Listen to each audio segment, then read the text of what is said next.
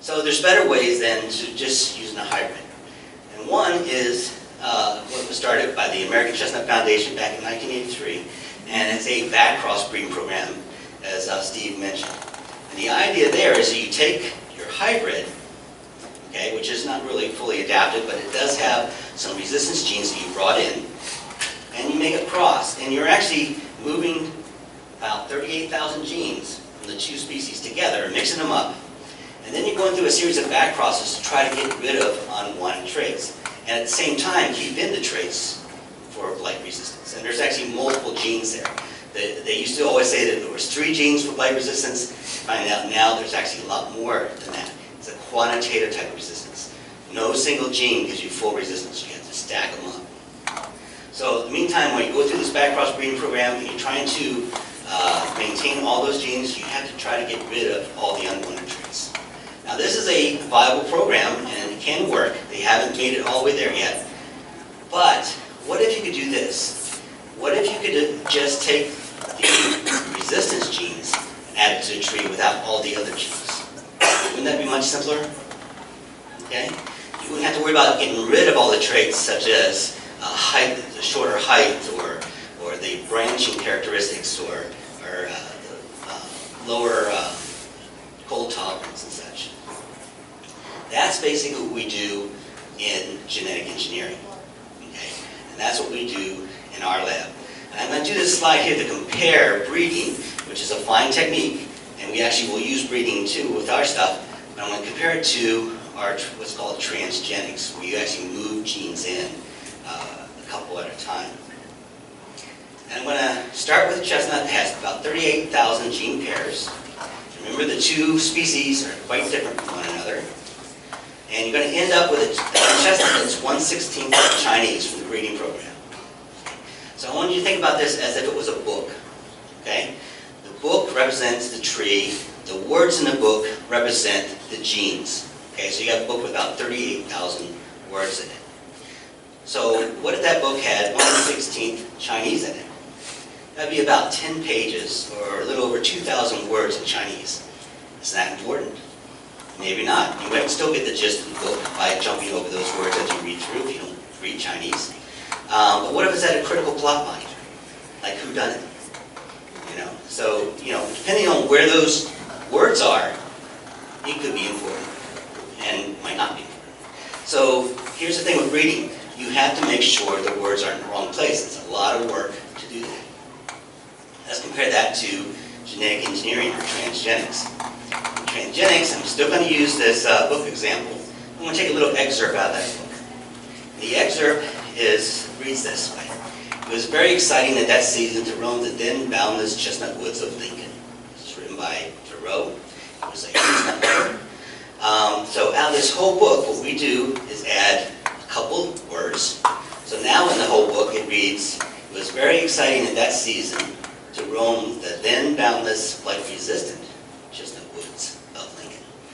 Okay, so we've only added 2 genes, and everything else is the same. Right? So you basically have a tree that's 99.999% American, and that's not really technically true. You have 100% American plus 2 genes. Okay? So you're not changing any characteristics of it, so you have a tree that's already adapted to our forests, but you're adding blight resistance. Okay? So which genes do we add? Well, there's a lot of things we can do. We've actually looked at genes from the Asian species because we know they're resistant, but again, they don't have any single gene that will give you full blight resistance. So we're finding ones that will help move it up a little bit more resistant, and we can stack those. But there's actually a better way to do it. And that is to remember that the source of the gene isn't important. It's the function of the gene. Okay? What is it actually going to do for the tree? When you think that way, you can actually get genes from other places. And we have to start looking at genes from other plants. For example, we have a gene that comes from grape. This gene we actually think might enhance phytophthora resistance, and we are testing that. We have a gene that comes from wheat. And we think that gene, and actually this is one I'm going to talk about, can enhance blight resistance, and it actually does. So I'm going to talk about this gene from wheat. It's called oxalate oxidase. And what it does, and first of all, it's from wheat. First thing I have to say is that wheat has over 100,000 genes. It's not a gluten gene. I would not put a gluten gene in chestnut because I can't eat gluten and I want to eat chestnuts. Okay? So it's not a gluten gene. Basically what this gene will do, it will make an enzyme that detoxifies the oxalate. Remember the oxalate? The oxalate is what the fungus uses to kill the cells of the tree. So basically it takes this oxalate, it converts it to hydrogen peroxide and carbon dioxide. Two things the tree already uses. It uses carbon dioxide to make sugars. It uses hydrogen peroxide to make lignin, which is kind of the glue in the wood to hold it together. So it just basically gets rid of this problem. This is not a pesticide. Okay? It does not kill the fungus. It has no cytoactivity. It's just an enzyme. It's taking away the weapon of the fungus. Therefore, by just taking away the weapon of the fungus, you're not actually killing the fungus. You're not putting selective pressure on the fungus to overcome this gene. Okay? So you can have a very durable type of resistance with this gene. And basically, it's changing the lifestyle now of the pathogen from being a parasite or pathogen to a saprophyte, being just something that can live off the dead tissues on the bark of the tree. Okay? And it actually does that already on oaks, the chestnut plant does. Now, this gene it's not only found in wheat, it's found in a lot of different species. It has been found in corn, barley, rice, peanut, strawberry, banana, azalea, tomato, cocoa, sorghum, all through this, even in mosses.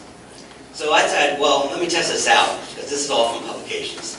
So I took my banana from lunch one day and actually put it in one of our oxalate oxidase assays, where if the enzyme is present, it will change color of the assay. Sure enough, the banana here, we took the flesh off it, put it in the assay, and that dark coloration shows that the enzyme is present. So you're actually eating an active enzyme, just like when you eat wheat germ. Okay. So when is the last time you ate oxalate oxidase? You probably had some for lunch, unless you had some of these snacks back here, you probably ate some then. Okay. So it's a widely distributed gene. People eat it all the time. And just to give you an example of what might happen in the future, let's say you were to eat this banana chestnut cake. Okay. It looks pretty good, doesn't it? Well, this banana chestnut cake, where would you get oxalate oxidase from when you eat this? Well, you could get it from wheat. You can get it from the banana that's in there. And if you use one of our new chestnuts, you can get it from that chestnut. Okay, so does it really matter? Probably not. Okay, so how do we get genes in? I added this in because I don't know how many people are actually familiar with how you actually do genetic engineering. And I like to go over that. We actually use a tool from nature. Okay? Humans did not invent this. We use a natural genetic engineer. It's a bacteria called Agrobacterium tumefaciens. And this bacteria normally genetically engineers plants to make food for that bacteria. Okay? It has evolved this process.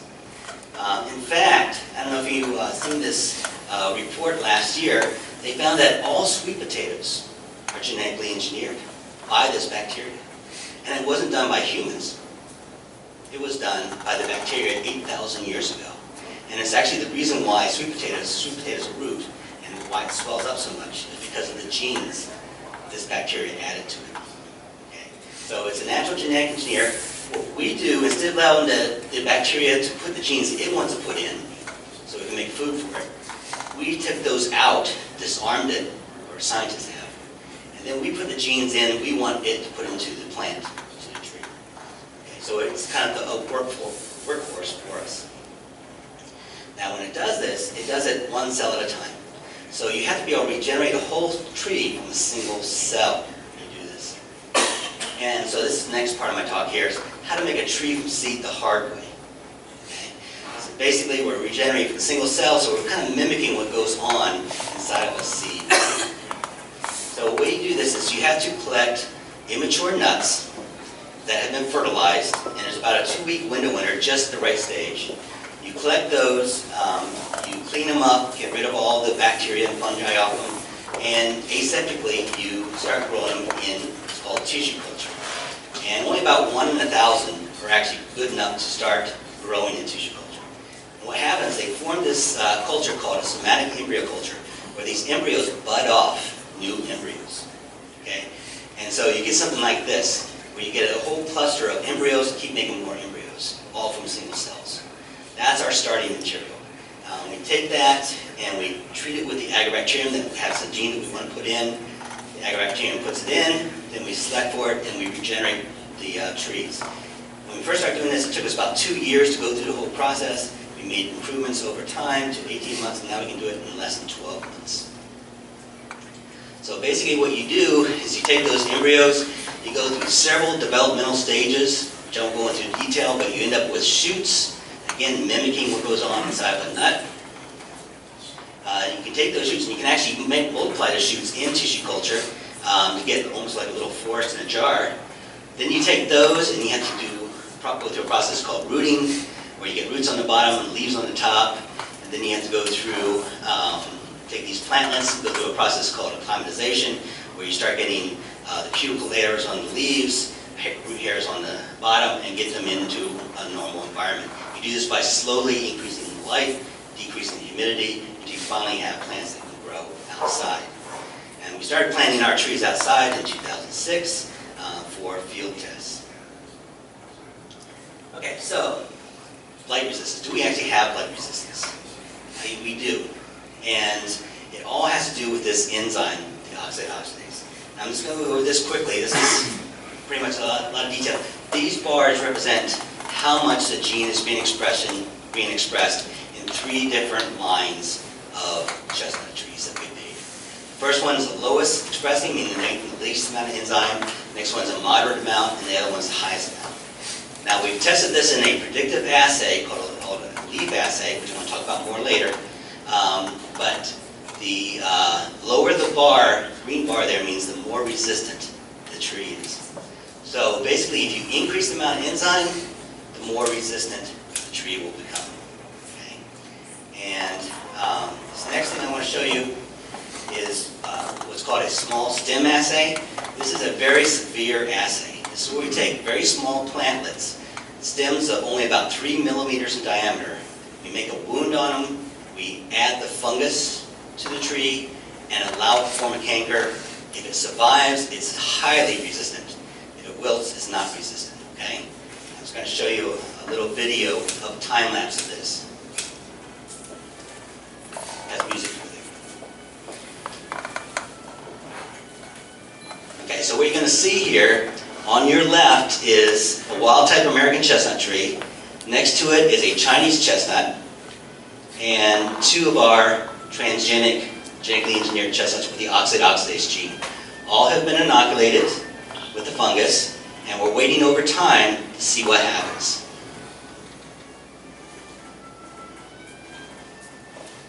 Again, this is time-lapse photography.